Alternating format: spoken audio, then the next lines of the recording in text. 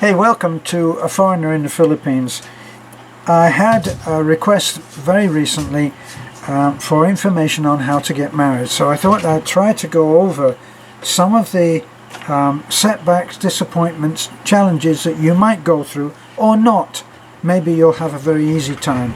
When Beth and I decided that we were going to get married and we set the whole thing into motion, Beth remembers that we had about 7 different visits to various government offices, and the words "you are lacking" became very familiar to us.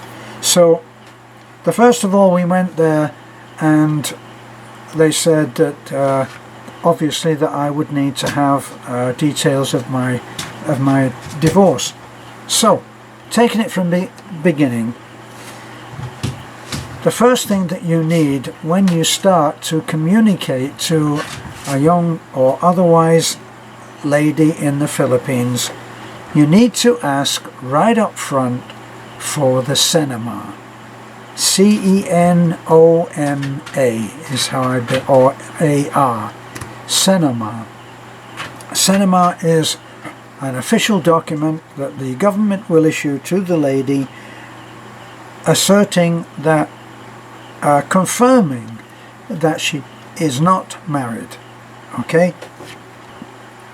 Now when that is cleared up out of the way, then you can go ahead and have your hopes and dreams. Now, you should not be embarrassed about asking for the Cenoma, and you should certainly not be thinking that you have any reason to feel guilty because you are apparently not trusting the word of the lady. This is a common thing. It's something that you will need anyway, I believe, in order to get married, should you come out here and get married. I'm taking it that you already know that if you're going to take your lady to the US, then it's a lot easier and faster if you go for the fiancé visa. If you come out here and get married, then it's going to take a while to get your wife. Ironic though it may seem, it may take up to 2 years, whereas with the fiancé visa it's probably going to be 6 to 8 months or 6 to 9 months. Right, so here's a suggestion. If you really want to come out and get married in front of your wife's family so they can enjoy the joyous occasion, then come out and get married in a small chapel, like the little church that we go to. It would be regarded as like a chapel. It's a tiny church that fits about maybe 100 people or 120 people. So you could come out, you could have a very nice wedding. Our friends Dwayne and lovely May, they had a wedding in one of those places where they cater for functions. You can do that in a hotel, you can do that. Now that's not a legal, you would not have a legal marriage. What you would do is you would go and you would have the ceremony, okay, and then you could then honestly, truthfully apply for a fiancé visa, get your wife to be over to the States, and then get married there in front of all your family, and that will be the legal thing. So, and if you haven't been married before, you could even get married in a church, I guess. But what would you need? You need the Cenoma. You need your birth certificate. This is for the man. You need I would say all the documents that have your name on when you're in America or in the US, in the UK. Get any document and get it notarized. So if you have a divorce, then get your divorce paper. Now it has to be the full thing. Don't make the mistake that I made. I got a certificate showing a legal certificate from the court where I was divorced in Fort Myers, and it said that I was divorced, and I'd been divorced on the date, and it was an official document from the court. No, that's not enough, they said. You are lacking. So at great expense I had to send for the full decree nisi. Now that's going to be 3 or 4, possibly 3 or 4 pages, which you need to have the complete thing, not just the top page. Okay, that's what other people have said to me. Well, I have the top page, it's not enough. If you want to avoid a FedEx bill for, who knows, around $100, right, just to have that document FedExed out here. So you need that. You need, once you get out here, you need to go to the US Embassy, and they'll give you a document for about, when I went it was $50. For $50 they'll give you a document that says you didn't just come here straight out of San Quentin, that you are in good standing with the police and have no known criminal record or outstanding court cases being held against you, that you're clean. And you need that too. You need any document that relates to you, is what I feel. So get your birth certificate, get an original if you can, your passport, and it needs to be updated. It needs to be with at least, well, it needs to be at least 6 months to be able to enter the Philippines. So why not splash out and get a 5 or 10 year passport? That's what I would do. So do that. Get birth certificate, get I don't know, anything else that you can possibly think of, and have it notarized.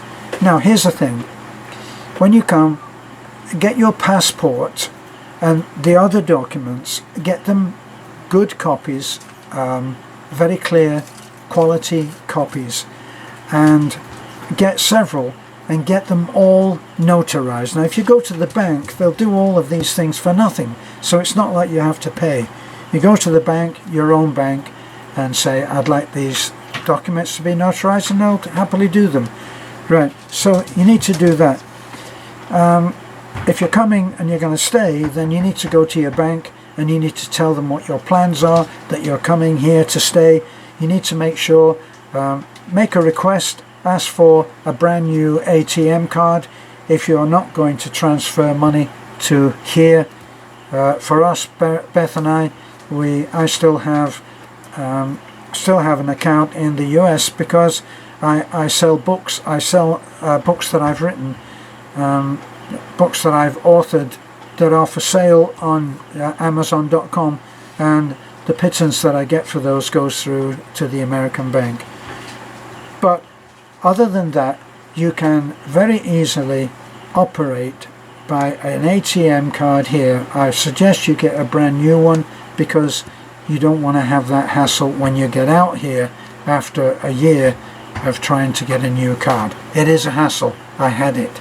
So that, make sure that your credit card holders, that they know exactly what you're doing, and that you are now going to be making transactions in the area of Cebu, Bohol, Manila, and that they should not be surprised and start blocking your account, which they may well do if they think that this is fishy. You know, if you haven't told them and suddenly they start getting I don't know, a meal taken in a restaurant in Manila, what the heck, and they might block it.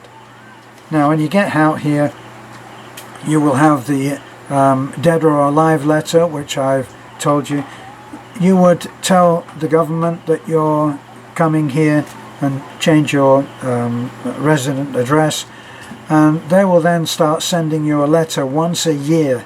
And you must watch out for that letter, because if you don't respond to that letter in the envelope that they give you, then they'll stop your pension if that's what you're on. So otherwise you would leave your pension going into your American account, and then you draw out money that you need, unless you need a big amount, and then even then you can go to your bank. You can contact your bank here. It's just a little bit more of a hassle. And you can get a large sum transferred. It's not hard. And banking online, it's much easier anyway. So, all your documents, your wife has to have the cinema. You have to go, and it's not like just going and saying, I want to get married on the 15th of January. No, it's not that easy. What you have to do is you have to go and you have to look at what the schedule is, assuming that you're going to have a civil wedding. You have to go and find a judge that is not on vacation or not somewhere else, and you have to find out what their schedule is and how busy they are. And if you're trying to get married when everybody else is, you may have to wait.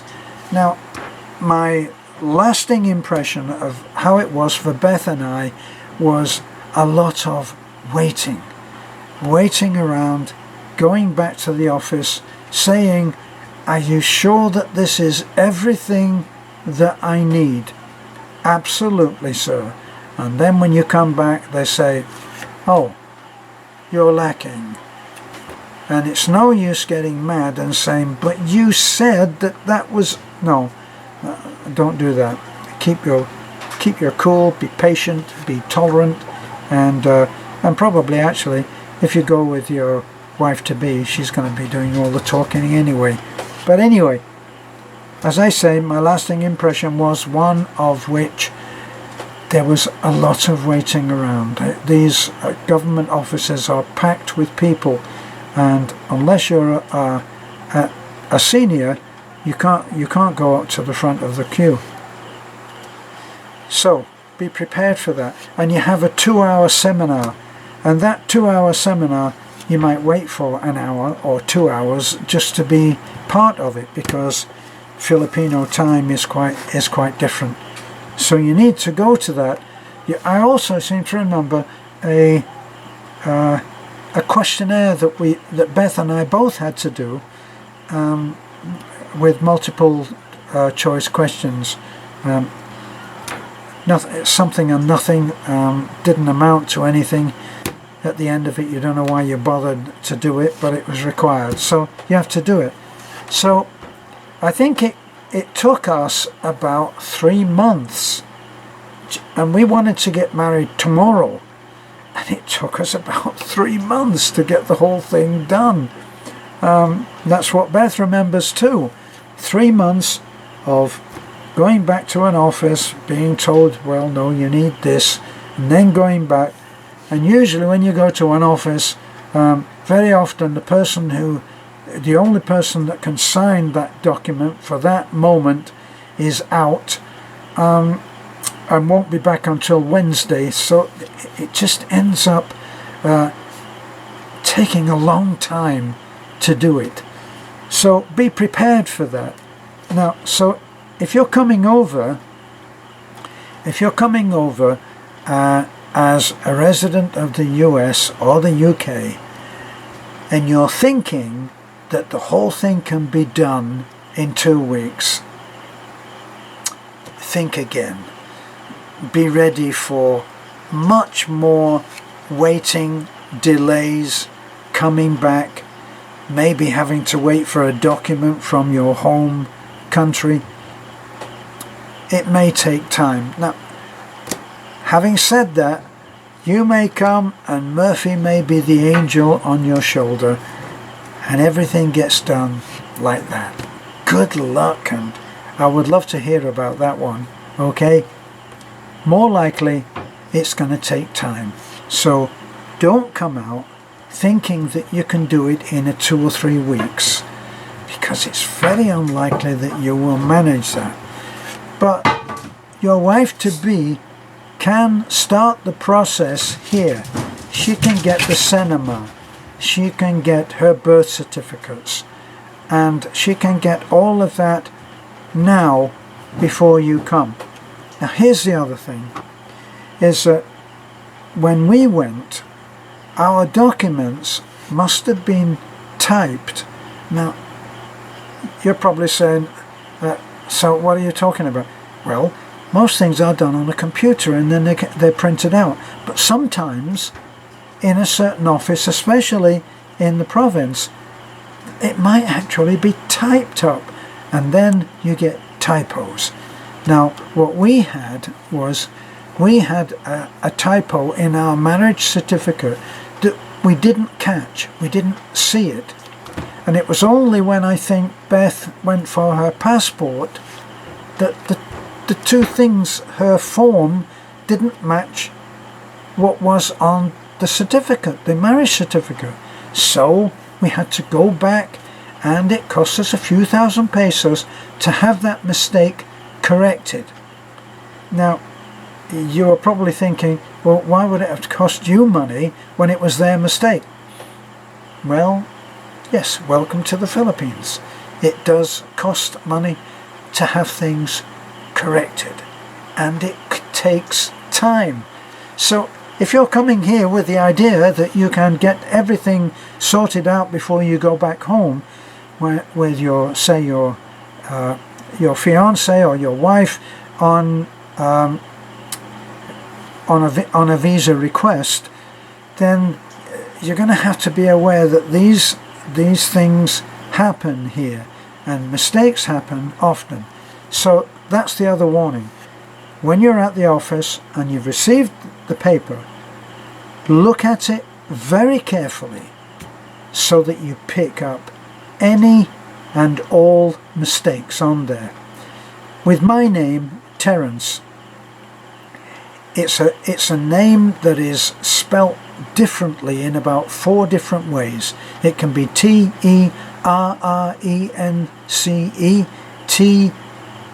let me see, Terrance, it can be Terrance, or it can be the real thing, which is how I spell it, which is 1 R. So, be right on it and make sure that you check for mistakes. I hope this helps. Thanks for looking in. This is a foreigner in the Philippines. Good night.